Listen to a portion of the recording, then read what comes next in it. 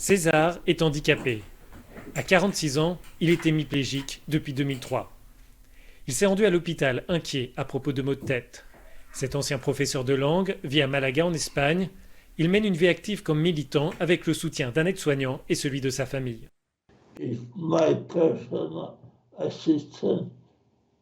Si mon aide-soignant tombe malade, mes parents ne pourront pas m'aider à m'installer dans la douche.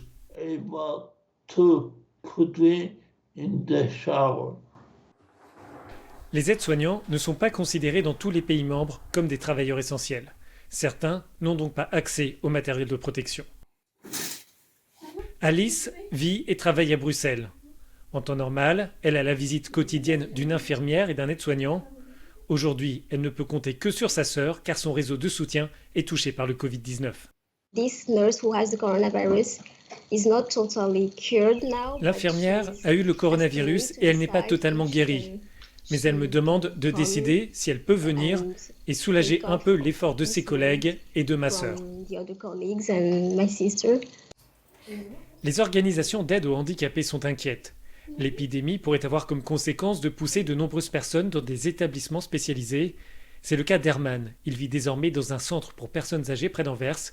Il a été rapatrié du Brésil après des complications suite à une opération pour une jambe cassée. Une personne a été infectée par le coronavirus. C'est difficile, cela veut dire 14 jours dans la chambre.